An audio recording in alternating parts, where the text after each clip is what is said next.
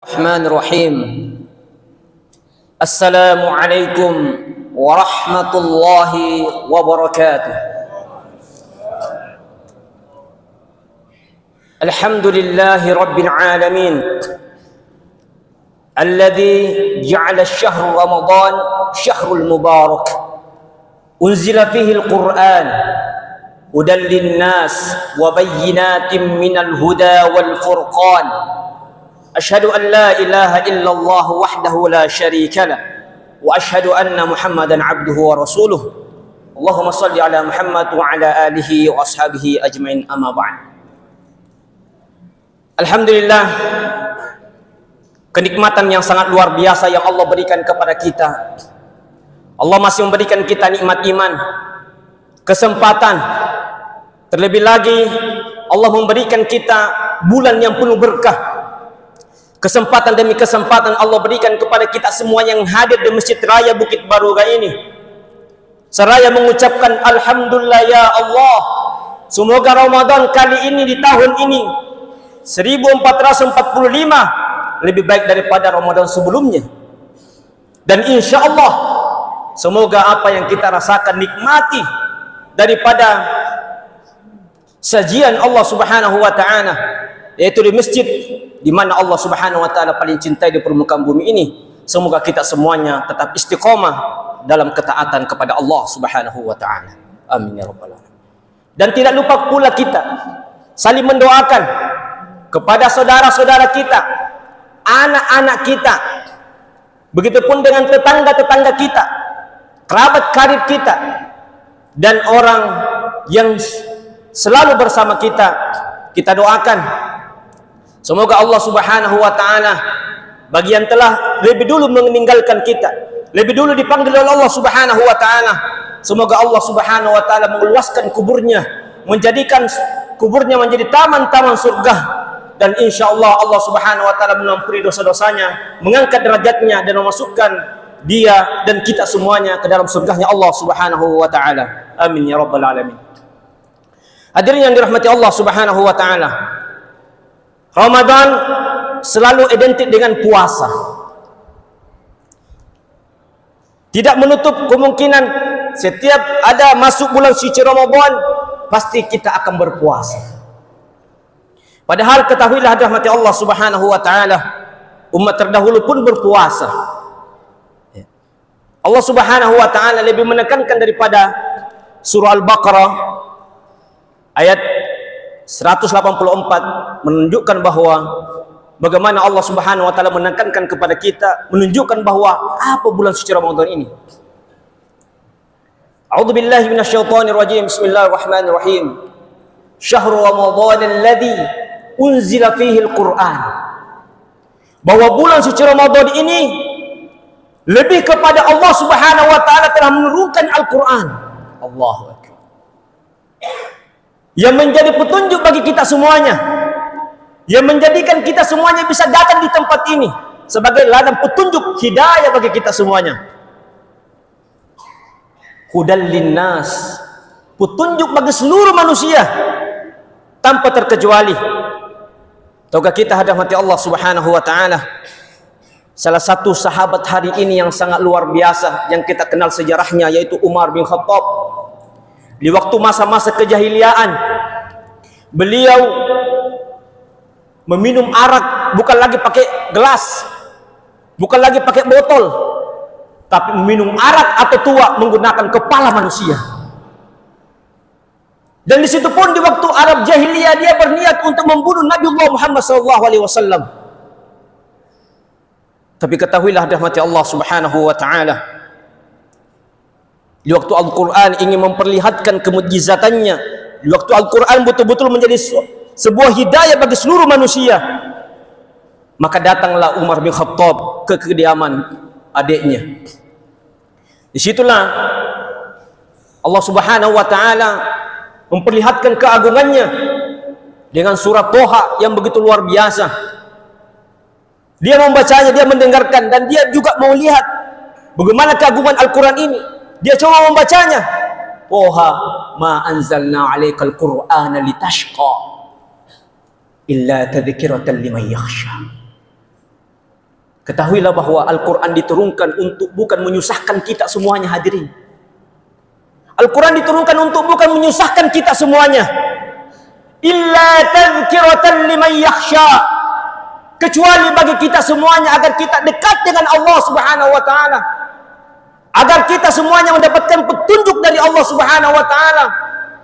Janganlah ada bahasa, hadirin, yang mengatakan, Ustaz, saya tidak bisa mengaji, Ustaz, setengah mati kodong ku baca, saya tua mata aku kodong tidak bisa kuliah. Pakai kacamata. Kalau tidak bisa, ada banyak media-media, para ustaz-ustaz kita, para ulama-ulama kita, dilihat bacaannya, kita ikuti. Tidak ada alasan bagi kita, saya tua, saya muda, semuanya bagi kita ini Al-Quran wajib. Bagaimana kita mempelajarinya? Bagaimana kita memperbaiki bacaan-bacaan kita? Karena Al-Quran ini hudan, petunjuk bagi seluruh manusia. Wa bainatin minal huda, akan memberikan keterangan-keterangan, penjelasan-penjelasan bagi kita. Oh, bagaimana caranya hidup agar kita semua bisa tenang? Bagaimana caranya hidup supaya kita ini betul-betul bisa mendekatkan diri kepada Allah? Bagaimana sehingga Allah Subhanahu wa taala selesaikan semua masalah-masalah kita? Bagaimana caranya di waktu kita punya utang, bagaimana caranya? Ya ayyuhalladzina amanu idza tadayantum bidainin ila ajalin musamma faktubu, kata Allah. Wahai orang-orang beriman, apabila engkau mempunyai utang, maka tulis. Di waktu kita masalah-masalah kita ingin diselesaikan, wa man yattaqillaha yaj'al lahu makhraja wa yarzuquhu min haitsu la yahtasib. Barang siapa di antara kita bertakwa di sisi Allah Subhanahu wa taala, Allah akan keluarkan kita dari seluruh masalah-masalah kita, baik di dunia, terlebih lagi di akhirat yang selama-lamanya. Wa yarzuquhu min haitsu la yahtasib. Maka Allah Subhanahu wa taala akan mendatangkan rezeki kepada kita semuanya dari arah yang tidak duga-duga. Allahu akbar. Inilah kekuatan Al-Quran, hadirin. Dan juga Al-Quran menerangkan bahwa Al-Qurannya Al-Furqan, pembeda. Yakin hadirin, kalau hari ini terjadi pembicaraan atau media-media yang menyebarkan hoax, Allah sudah jamin dalam Al-Quran, wa qul ja'al haqq wa zahaqal batil innal batila kana zahuqa. Ketahuilah bahwa di waktu datang kebenaran, yaitu Al-Quran, intinya hadirin, bagaimana kita mendatangkan, ikhlaskan diri kita ini, terima baik ini Al-Quran di hati kita, terima baik. Tidak bisa ini Al-Quran jadi hidayah kalau kita betul-betul tidak ikhlas dalam hati kita, niat yang baik, tulus karena Allah cintai Al-Quran. Sehingga kebenaran ini betul-betul kita yakini bahwa Al-Quran dzalikal kitabu la raiba fihi hudal lil muttaqin. Itulah Al-Quran, petunjuk yang tidak ada keraguan dalamnya, petunjuk bagi orang yang bertakwa.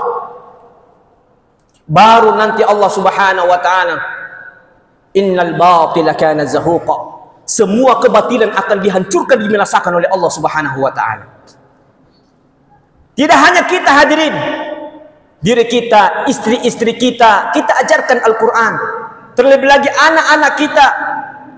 Karena kata Nabi SAW, terangilah rumah-rumah kalian dengan solat-solat sunnah, dengan tilawatil Quran, dengan bacaan-bacaan Al-Quran kita. Tepatnya mungkin kita banyak mengetahui bahwa malam ke-17 nuzul Quran. Ketahuilah bahwa apa yang nuzul, apa yang turun sama kita ini, apakah Al-Quran betul-betul kita sudah terima di keluarga kita? Apakah Al-Quran sudah hidup? Alhamdulillah, bersyukur kita Pak, di perumahan Bukit Baruga ini rumah-rumah tahfiz. Alhamdulillah, bersyukur kita Pak, di mana-mana. Yang tadinya ada rumah yang kosong, tidak ada penghuninya, disulap menjadi cahaya Al-Quran. Allahu akbar. Andai kata hadirin Allah Subhanahu wa taala memperlihatkan, membuka mata kasar kita ini, buka betul-betul mata batin kita ini, maka kita akan melihat cahaya-cahaya Al-Quran di Bukit Baruga ini. Pondok-pondok tahfiz yang salah satu pondok-pondok tahfiz yang terbanyak, salah satunya di Bukit Baruga ini. Bersyukur kita Pak, ada anak-anak kita yang datang dari beberapa daerah. Sebenarnya bukan untuk apa hadirin. Plusnya adalah mereka memotivasi kita agar supaya kita betul-betul juga menikmati Al-Quran. Bukan hanya sekadar kita menjadi penonton. Oh ya, ada anak pondok tahfiz di perumahanku banyak, alhamdulillah mengaji semua, sementara saya tidak mengaji. Tidak begitu hadirin. Mereka datang di kompleks ini untuk bagaimana menghidupkan Al-Quran, bagaimana kita semua sebagai warga untuk cinta dengan Al-Quran, tapi terus juga mempelajarinya. Hadirin rahmati Allah, sehingga rahmati Allah subhanahu wa ta'ala terwujudlah di keluarga kita nantinya menjadi keluarga sakinah mawaddah warahmah, sebagaimana Nabi SAW pada saat melalui perang demi perang, wa yansurukallahu nasrun aziza, Allah subhanahu wa ta'ala memberikan kegembiraan yang sangat luar biasa kepada Nabi Allah Muhammad SAW, yaitu kemenangan atas musuh-musuh Allah subhanahu wa ta'ala, sehingga Allah subhanahu wa ta'ala lebih menenangkan lagi hati Rasulullah SAW.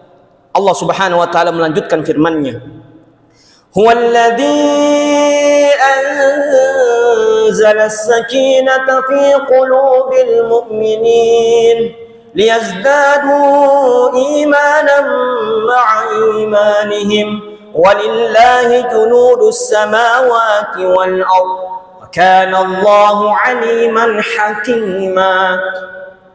Huwallazi, dialah Allah subhanahu wa ta'ala yang menurunkan sakinah, ketenangan dalam jiwa baginda Muhammad sallallahu alaihi wasallam. Untuk umatnya Allah subhanahu wa ta'ala berikan kita sakinah, ketenangan hadirin. Alhamdulillah hari ini di tempat ini Allah berikan kita ketenangan. Ibadah kita tegakkan betul-betul lillahi ta'ala. Insya Allah semuanya akan dimudahkan oleh Allah. Kenapa kuncinya hadirin? Kuncinya apabila kita beraktivitas, kita bekerja, kita melakukan apapun tujuannya karena Allah, maka masalah terbesar pun Allah selesaikan. Karena kenapa? Di hati orang-orang beriman tidak takut dengan masalah yang besar. Karena kenapa hadirin? Karena dia punya Allah yang maha besar. Tetapi sebaliknya, di waktu bukan Allah tujuannya, di waktu manusia tujuannya, pasti dia akan menyesal dan masalahnya tidak diselesaikan oleh Allah subhanahu wa ta'ala, walaupun sekecil apapun itu. Inilah salah satu daripada kenikmatan iman yang Allah berikan. As-sakinah adalah salah satu sifatnya Al-Quran. Siapapun yang membacanya pasti tenang. Siapapun yang mempelajarinya pasti menjadi orang yang paling terbaik.